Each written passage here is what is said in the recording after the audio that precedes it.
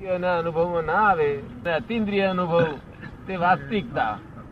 આ વાસ્તવિકતા જેમ શાસ્ત્રમાં લખેલું છે એમાં એક કોઈ શબ્દ હાથો નથી, વાસ્તવિકતામાં નથી. એ રિલેટિવ છે બધું. ભગવાન કરતા છે આ દુનિયાનો, એ રિલેટિવ વાત છે. જો એ કરતા હોય, ભગવાન આ દુનિયાનો બનાવનાર જ હોય, તો પછી મોક્ષ હોય નહીં. સૂર્ય ચંદ્ર બે સામસામે આવી જાય છે એવું એવિડન્સ મળી જાય છે. સાયન્ટિફિક સર્કમસ્ટન્સ એવિડન્સ ચલાવે છે, બાકી કોઈ એનો ચલાવનારો જ નથી કોઈ. એને હું વ્યવસ્થિત શક્તિ કઉ છું. વ્યવસ્થિત શક્તિ, એ વ્યવસ્થિત શક્તિ આ બધું જગત ચાલ્યા કરે છે. લોકો એમ કે છે કે ભગવાન ચલાવે છે, અને કેટલાક લોકો એમ કે છે શક્તિ ચલાવે કોઈ શક્તિ. તો એ શક્તિ વ્યવસ્થિત શક્તિ છે, અને તે એટલી બધી વિતરાગ છે, એને ભગવાન લોકો કે છે. લોકો એને જ ભગવાન કે છે. તો પછી મૂળ ભગવાનને જાણ્યા ફળ નહીં આવે. જો એને એપ્લિકેશન કરશો તો મૂળ ભગવાનનું ફળ જે આવવું જોઈએ તે ના આવે. મૂળ ભગવાન, ફોરીના સાયન્ટિસ્ટો મને પૂછે છે મૂળ ભગવાન ક્યાં છે કે છે. ત્યારે મેં એને પૂછું છું, કહું છું કે ભાઈ આ મૂળ ભગવાન તું ઉપર જાણું છું, ઉપર તો કોઈ બાપો નથી, ઉપર તો આકાશ છે, બધે ફરી આવ્યો છું. હું કોઈ જગ્યાએ ફર્યા વગર રહ્યો નથી, બધે ફરી આવ્યો છું સૂક્ષ્મ રીતે, અને જોઈને પછી આ કહું છું. વાસ્તવિકતા વાત કરું છું. કાયમ ને માટે વાસ્તવિક એટલે કાયમ ને માટે વાત, એ ફેરફાર થાય નહીં. એટલે મેં એને કહ્યું કે God is in every creature whether visible or invisible. એ છેલ્લામાં છેલ્લી વાત છે. ભગવાનનું એડ્રેસ જ આ છે, બીજું એડ્રેસ કોઈ છે નહીં. તારી મારી વચ્ચે ઇનવિઝિબલ ક્રિએચર ઘણા છે, જે આંખથી ના દેખાય, દૂરબીનથી ના દેખાય. તે મનુષ્ય એકલામાં જ, મનુષ્યનો અવતાર એકલો જ એવો છે કે જે ચેતનનો અનુભવ કરી શકે. બીજા કોઈ અવતાર દેવ લોકો પણ અનુભવ કરી શકે નહીં. દેવ લોકો ભોગભૂમિ છે. શું છે? એટલે ભોગવવા, એમાં સુખો જ ભોગવવા ગયા છે દેવ લોકો, અને જે નરક લોકો છે દુઃખ જ ભોગવવા ગયા છે. અને આપણે અહીં મધ્ય લોકમાં બે લોક છે, એક મનુષ્ય લોક છે, અને મનુષ્ય સિવાય જે બીજા ઇતર તિર્યંત દેખાય છે બધું તિર્યંત લોક છે. ઇતર જે દેખાય છે આંખથી, આંખે દેખાય કે ના દેખાય, ઝાડ પાન બધું, 5 ઇન્દ્રિય વાળા, 4 ઇન્દ્રિય વાળા, 3 ઇન્દ્રિય વાળા, 1 ઇન્દ્રિય વાળા, ઝાડ પાન એક ઇન્દ્રિય જીવ કહેવાય. અને આ ગાય ભેંસો ગધેડા એ બધું 5 ઇન્દ્રિય જીવો કહેવાય.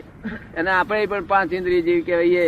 પણ આપણામાં અને આ 5 ઇન્દ્રિય જીવોમાં એમનું અંતસ્કરણ લિમિટેડ છે, અને આપણું અંતસ્કરણ અનલિમિટેડ છે. એટલે મન બુદ્ધિ ચિત્ત ને અહંકાર આપણું અનલિમિટેડ છે, એમનું મન બુદ્ધિ ચિત્ત ને અહંકાર બધું લિમિટેડ છે.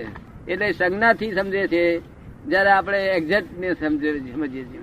એટલે વાત જ એટલી સમજવાની છે કે શું હકીકત છે વાસ્તવિકમાં. તમે કોણ છો, હું કોણ છું, ક્યાંથી આયા, ક્યાં જવાનું, શેને માટે આ બધું સમજ પડે ને. આ સંસાર શેને માટે હોવો જોઈએ. જો અને દુઃખ ગમતું નથી કોઈ જીવ, કોઈ જીવા જગતમાં એવો નથી જેને દુઃખ ગમતું હોય. ગમે તે પછી એ ક્રિશ્ચિયન હોય, ગમે તે હોય, કે નાનામાં નાનું જીવડું હોય, પણ દુઃખ ગમતું નથી. અને દરેક ને સુખ જ ગમે છે. આ સુખ લોકોને નથી એવું નથી, સુખ છે, વૈકલ્પિક સુખ છે. કેવું સુખ છે? આ સાચું સુખ નથી, વિકલ્પ કરેલા છે. એટલે એના હવે વિકલ્પ છે. પોતે જેવું વિકલ્પ કર્યો હોય તે પ્રમાણે એમાં સુખ આવે. એ તો ગુનો જ છે ને. એટલે તમે માની લીધું કે હું જ છું અંબુભાઈ, હું પટેલ છું, અમીન છું, ફલાણું છું, આમ છું, તેમ છું, આ છોકરાનો ફાધર થયું, આનો મામા થયું, આનો કાકો થયું, આનો ફુવો થયું. એવા કેટલા લફરા વર્ગ્યા છે. બહુ જ એ જ રોંગ બિલીફો છે. આ બધી હું મનુભાઈ છું, હું અંબુભાઈ છું, આનો આ છોકરાનો ફાધર ઓફ ધી સન, આ છોકરાનો ફાધર થયું, આનો એ છે તે વ્યવહારિક વસ્તુ છે, બોર્ડની વસ્તુ છે. બોર્ડની વસ્તુ નિજ સ્વરૂપમાં ના લઈ જવી જોઈએ. શું કહેવા માંગુ છું? એક્ઝેક્ટનેસ ના કરી નાખવી જોઈએ. આ તો બોર્ડ ઓળખવાનું સાધન જ છે ખાલી, કે તમે આના બાપા થાવ કે આના મામા થાવ. કઈ કાયમ નો કોઈ બાપો મામો હોતો નથી. ઓનલી ટેમ્પરરી એડજસ્ટમેન્ટ છે. શું છે? All these are temporary adjustment. શું? And you are permanent. એટલે આ બધી રોંગ બિલીફો બેઠી છે. એ રોંગ બિલીફો ફ્રેક્ચર કરવામાં આવે તો રાઈટ બિલીફ બેસે. અને રાઈટ બિલીફ ને શાસ્ત્રમાં સમ્યક દર્શન કહ્યું છે. રાઈટ બિલીફ બેસે તો સમ્યક દર્શન થાય, અને સમ્યક દર્શન થાય તો પછી સમ્યક જ્ઞાન ને સમ્યક ચારિત્ર આવે. નહીં તો ત્યાં સુધી આ રોંગ બિલીફો ઉઠે નહીં, ત્યાં સુધી સમ્યક દર્શન આવે નહીં. એટલે વાત આ જુદી છે. આખું વિજ્ઞાન જ આ તો રિયલ વિજ્ઞાન છે. એટલે તમારે રિયલ ને માટે પહેલી આ વાતને પહેલું એક વાત તમારે વિચારી આપણે સત્સંગથી સમજી લેવાની જરૂર છે. પછી તમે જે પૂછો તે બધું જ કાયદેસર જ હોય. કારણ કે હંમેશા સાયન્સ વિજ્ઞાન કેવી વસ્તુ છે કે અવિરોધાભાસ હોય. અત્યારે ફોરેનના સાયન્ટિસ્ટોને પૂછે તો હું એમને જવાબ આપું કે આગળનો વાત આ પ્રમાણે છે. મન શેનાથી બનેલું છે હું જવાબ આપી શકું. મન કેવી રીતે બનેલું છે શું, અને વાક્ય બોલતો નથી, હું જોઈને બોલું છું. આમ એક્ઝેક્ટનેસ જોઈને હું બોલું છું. શું હવે તમે દેખાય છે તે હું પોતે નથી, આ તો એમ પટેલ છે. શું છે? સૂક્ષ્મતમ જે ટેપ રેકર્ડ છે ઓરિજિનલી એ સૂક્ષ્મતમ છે, અને આ સૂક્ષ્મ છે, અને આગળ બધી સ્થૂલ છે બધી આગળ. એટલે ટેપ રેકર્ડ, અને તમે બોલો છો તે ટેપ રેકર્ડ છે, પણ તમને ઇગોઇઝમ છે એટલે હું બોલ્યો એમ કહો છો. તમે એના માલિક છો. આ દેહની માલકી અને વાણીની માલકી અને માનસિક માલકી એ બધી મેં ફાડી નાખેલા દસ્તાવેજ બધા. સમજ ને?